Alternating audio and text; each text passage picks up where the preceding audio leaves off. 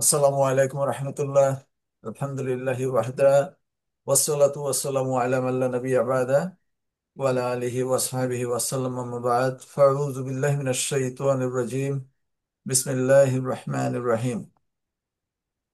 আলহামদুলিল্লাহ, আজকে আমরা খুবই একটা গুরুত্বপূর্ণ দিনে আজকে আমাদের ইসলামিক আলোচনা শোনার জন্য আসছি। আজকে আরাফার দিন। আলহামদুলিল্লাহ, আজকে আমরা শাইখের কাছ থেকে শাইখ জাহাঙ্গীর আলম মাদানী, তিনি মদিনা বিশ্ববিদ্যালয়ে অধ্যয়নরত। শাইখের কাছ থেকে আজকে আমরা একটা বিষয় সম্পর্কে জানবো, সেটা হলো ভাগে কোরবানি দেওয়া যাবে কিনা। তো শাইখ এ সম্পর্কে বিস্তারিত আলাপ করবেন এবং প্রশ্নোত্তর পর্বে আমরা ইনশাল্লাহ যাবো। জাযাকাল্লাহু খাইর। শাইখ, আপনি শুরু করতে পারেন। আসসালামু আলাইকুম রহমতুল্লাহ বরকাত।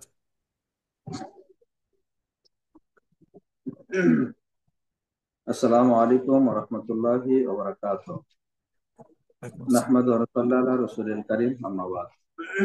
সমস্ত প্রশংসা, সমস্ত গুণগান, সমস্ত সিফাত সেই মহান রব্বুল আলামিনের জন্য, যে আল্লাহ রব্বুল আলামিন আমাদেরকে সুস্থ শরীরে স্বাভাবিকভাবে এই আলোচনাগুলো করার এবং শোনার তৌফিক দান করেছেন। সে আল্লাহ রব্বুল আলামিনের দরবারে শুকরিয়া আদায় করি। আমরা সকলেই করি আলহামদুলিল্লাহ।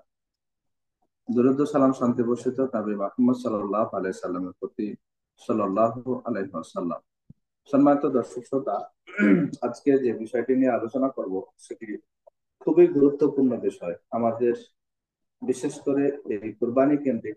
সবচাইতে যেটি গুরুত্বপূর্ণ বিষয় সেটি হচ্ছে আহ কুরবানি কয়জনে একটা গরু অথবা একটা ওট দিতে পারে, অথবা একটা ছাগলই কতজনের পক্ষ থেকে দেওয়া যাবে, সেটা একজন নাকি একাধিক জনের পক্ষ থেকে। এই বিষয়গুলো নিয়ে আমরা আলোচনা করবো ইনশাআল্লাহ। পাশাপাশি কুরবানির কি ওয়াজিব নাকি সুন্নাহ, এই বিষয় নিয়ে আমরা আলোচনা করব। আল্লাহ রাব্বুল আলামিন সে পর্যন্ত আমাদেরকে সুস্থ রাখুক এবং ভালো রাখুক। সদভাগা কুরবানির বিষয়টি দিয়ে আমরা যদি শুরু করতে যাই, তাহলে পরে খুব সহজ ভাষায়, খুব সহজ কথাই যদি আমরা বলতে যাই, তাহলে পরে সদভাগা কুরবানি এটা মতনৈক্যপূর্ণ একটি বিষয়। তবে এতটা জটিল মতনৈক্যের জায়গাতে পৌঁছে যায়নি যেখানে আমরা ফিতনা বা অন্য কিছু লাগিয়ে দেব।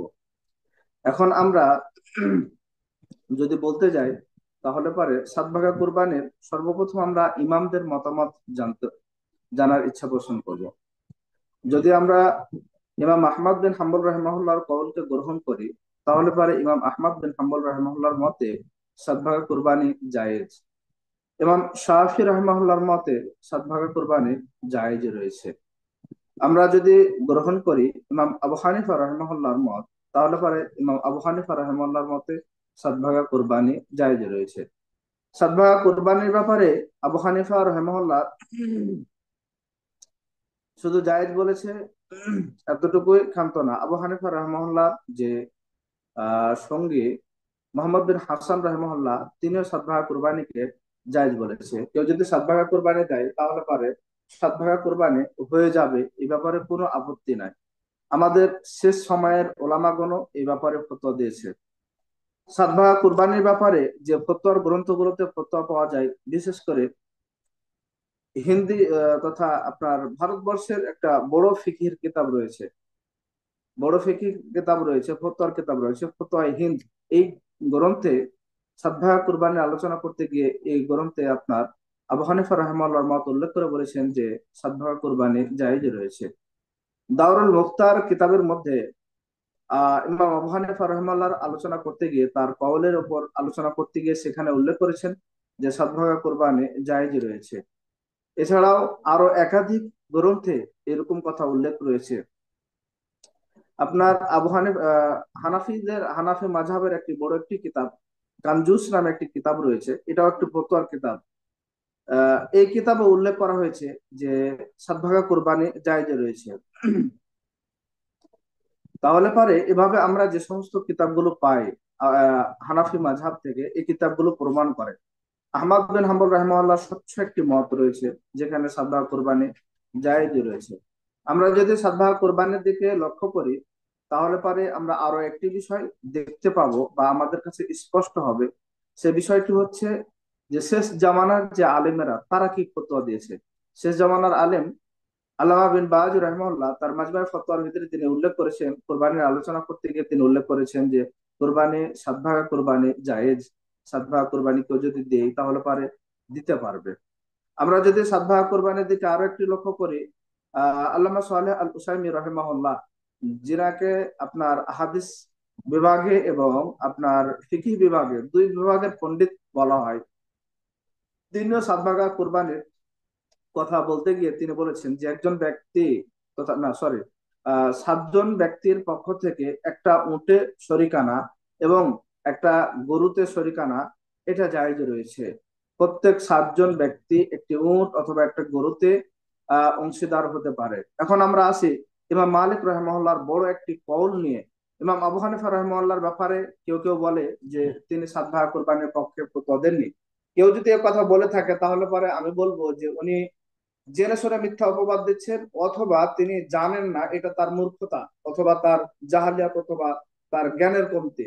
যদি তার জ্ঞানের কমতি না হবে তাহলে পরে ইমাম আবু হানিফা রহমাল্লাহর কথা কেন বলবে যে তিনি সাত ভাগা কোরবানির ফতোয়া দেয়নি।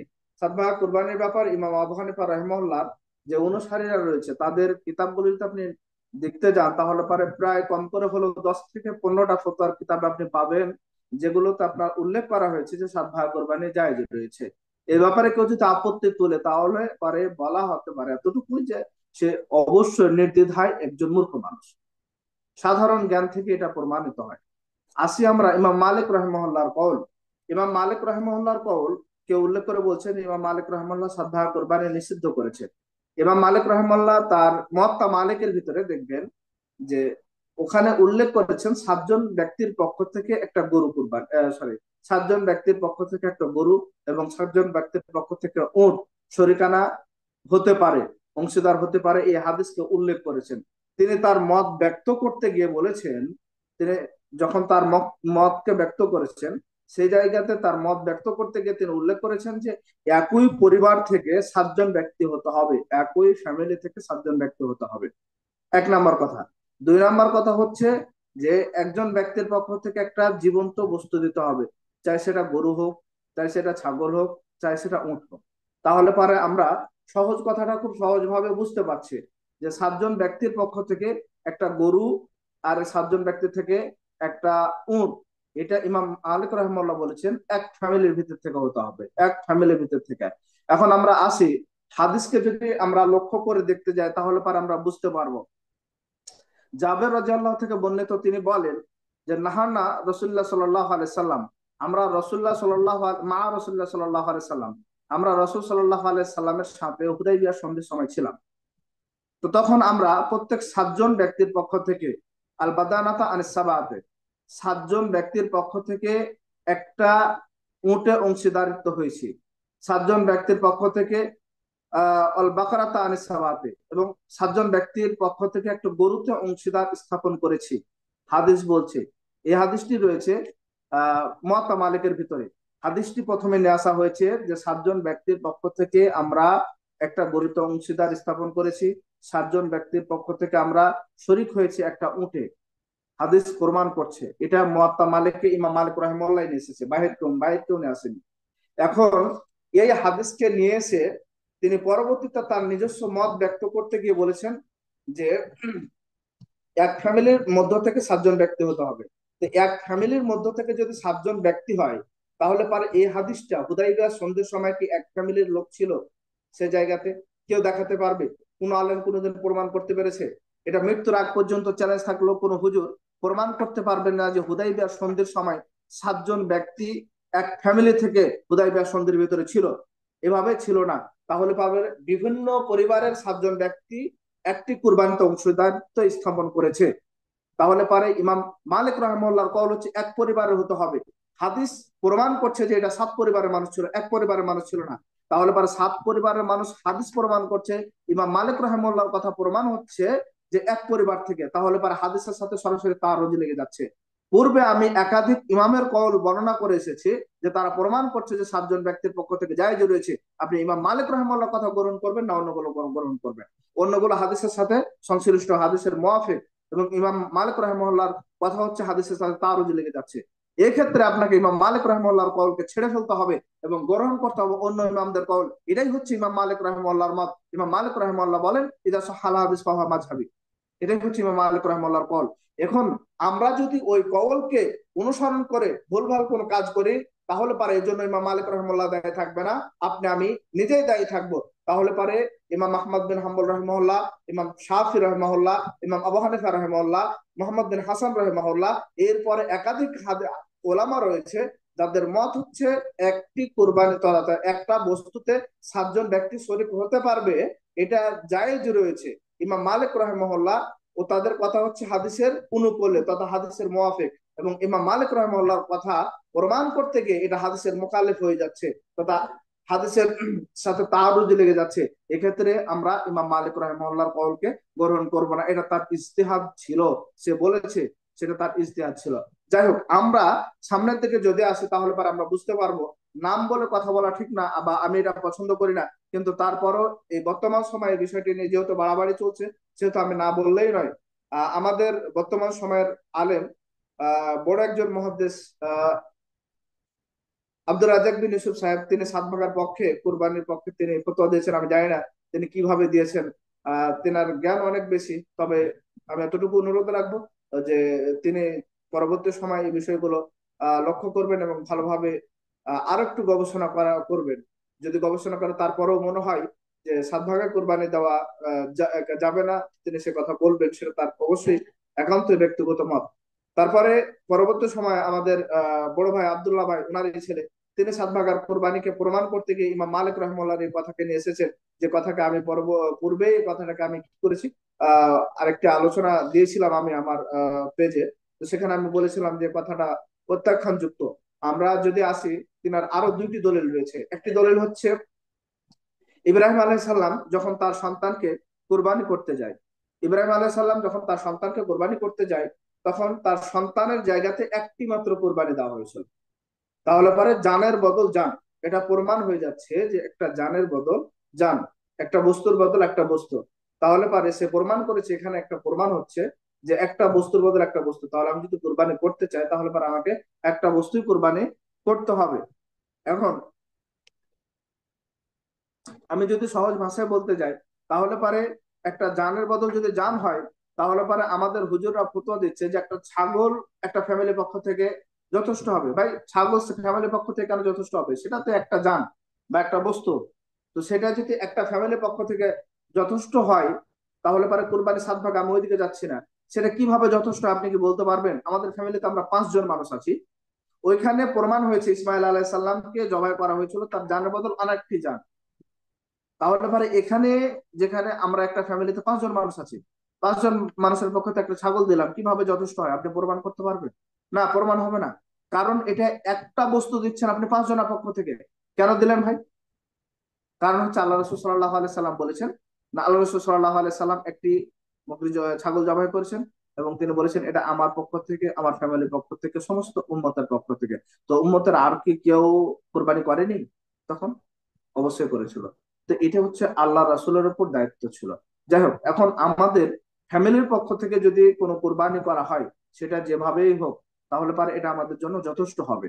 কারণ কি জানেন, আমাদের হুজুররা ফতোয়া দেয়, যে হুজুর ফতোয়া দিচ্ছে 7 ভাগ কোরবানি দেওয়া যাবে না, ওই একই হুজুর ফতোয়া দিচ্ছে যে যে ব্যক্তি কোরবানি দিবে, যে ব্যক্তি কোরবানি দিবে সে শুধুমাত্র নখ, কনি, চুল এগুলো কাটতে পারবে না, কিন্তু এর বাইরে ফ্যামিলির অন্য যারা রয়েছে তারা কাটতে পারবে। ভাই, 7 জন ব্যক্তির পক্ষ থেকে যদি আমাদের কোরবানি হবে, আমরা যদি 7 জন ব্যক্তির পক্ষ থেকে ছাগলই দেবো, তাহলে নখ, কনি সবাই কাটবো না? তাহলে বোঝা যাচ্ছে এটা মালিকের পক্ষ থেকে হচ্ছে, মালিক দেওয়ার কারণে আমাদের পক্ষ থেকে এটা কি হয়ে যাচ্ছে, আমাদের পক্ষ থেকে এটা দেওয়া হয়ে যাচ্ছে সবার পক্ষ থেকে। তাহলে পারে একটা মালিক একটা কোরবানি দিতে পারে সবার পক্ষ থেকে, একটা কোরবানি দিতে পারে সবার পক্ষ থেকে। এটা একজন ব্যক্তির জন্য হবে না, সবার জন্যই হয়ে যাবে। একটা জান যদি দেন তাহলে পারে সবার জন্য হয়ে যাবে। তাহলে আপনি যে প্রমাণ করতে চাইলেন যে একজন ব্যক্তির পক্ষ থেকে একটা জীবন আমি যদি সরাসরি ধরে নিই, তাহলে পরে সহজ ভাষাতে, তাহলে পরে 5 জন ব্যক্তির পক্ষ থেকে আপনি দিয়েছেন, আপনার হবে না এটা। কিন্তু আল্লাহ রসুল যে দিয়েছে 5 জন ব্যক্তির পক্ষ থেকে, এটা হয়ে যাবে। এখন কথা হলো যে 7 জন ব্যক্তির পক্ষ থেকে ওটা তো সফর অবস্থায় হয়েছিল ভাই, এখন হবে না কেন? তো সফর অবস্থায় তো তায়াম্মুমের আয়াত নাজিল হয়েছিল, তায়াম্মুম আপনি বাড়িতে করেন কেন? আপনি এটা আমাকে বলতে পারবেন তায়াম্মুম বাড়িতে করেন কেন? সফর অবস্থায় তায়াম্মুম হয়েছিল, কারণ তায়াম্মুমটাকে সফরের জন্য খাস করে দেওয়া হয়নি, এজন্যই তায়াম্মুম বাড়িতে করতে পারেন। সফর অবস্থাতে কুরবানি দেওয়া হয়েছে, কিন্তু কুরবানিটাকে সফরের জন্য খাস করে দেওয়া হয়নি। সাত ভাগা কোরবানিটাকে সফরের জন্য খাস করে দেওয়া হয়নি, এজন্যই সাত ভাগা কোরবানিটা কি রয়েছে, জায়েজ রয়েছে। আপনি যে কোনো পরিস্থিতিতে, যে কোনো অবস্থাতে আপনি দিতে পারবেন। এখন আমরা এই ছোট ছোট বিষয়গুলো যদি আমরা বুঝতে ভুল করি, তাহলে আবার আমাদের জন্য খুব কঠিন হবে। আমরা যে এই যে নামাজ দেরি হয়ে যায়, নামাজ ঢিলা হয়ে যায়, ফজরের নামাজ ঢিলা হয়ে গেছে, পড়তে পারিনি, সূর্য ওঠার পর পরে আমরা নামাজ পড়ি, অথবা আসরের নামাজ দেরি হয়ে গেছে, আমরা মাগরিবের আগ আগ মুহূর্তে পড়ি, অথবা মাগরিবের সময়তে পড়ি। তা আপনি এই নামাজটা কখন পড়েছিলেন আল্লাহ রাসূল বলতে পারবেন? এই মানে অক্ত পার হয়ে যাওয়ার পরে? এটা ছিল আপনার সফর অবস্থাতে। তো সফর অবস্থাতে আপনি করেন না কেন, বাড়িতে করছেন কেন ভাই? কারণটা হলো এটা সফর অবস্থায় হলেও, সফর অবস্থার সাথে এটাকে খাস করে দেওয়া হয়নি, এটাকে খাস করা হয়েছে মানে প্রত্যেকটা অবস্থার জন্য আম। এই জন্য আমরা সেটাকে গ্রহণ করতে পারি। সাত ভাগা কোরবানিটা সফর অবস্থার জন্য খাস করা হয়নি, এজন্য আমরা কি করতে পারি, আম হিসাবে গ্রহণ করতে পারি। আরেকটি দলিল হচ্ছে হাবিল এবং কাবিল। হাবিল এবং কাবিল, আমরা উদ্ধৃতি দিতে গিয়ে বলি যে হাবিল এবং কাবিলের ওই সময় থেকে কুরবানি আছে, আমি বুঝলাম ওই সময় থেকে কুরবানি আছে, কিন্তু সে সময়ের কুরবানি এবং এখনকার কুরবানির সাথে কোনো মিল নাই।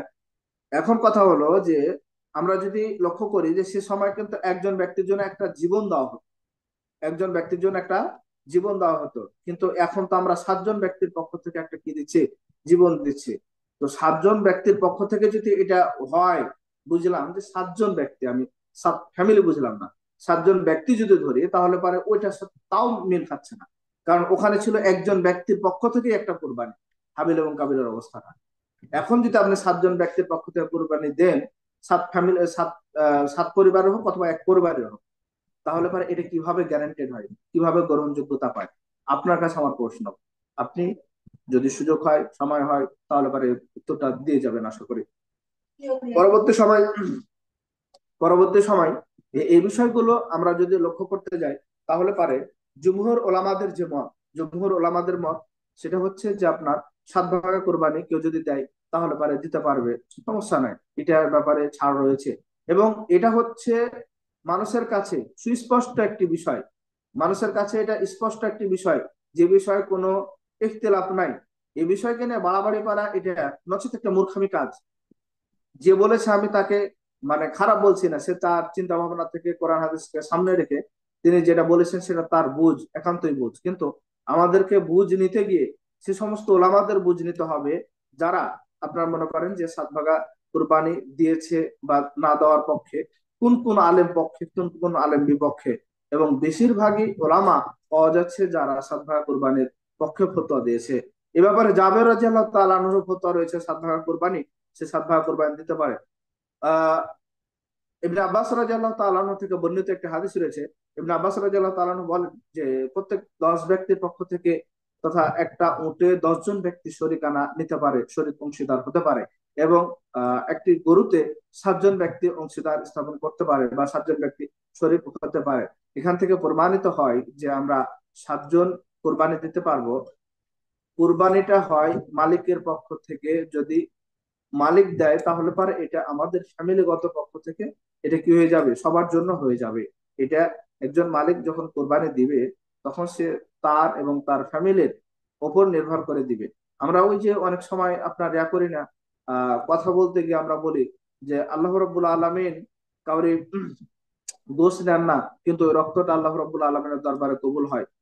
আমাকে আরো একটি বিষয় লক্ষ্য করতে হবে, লা ইয়ানালুল্লাহু লুহুমুহা ওয়ালা দিমাউহা ওয়ালাকিন ইয়ানালুহুত তাকওয়া।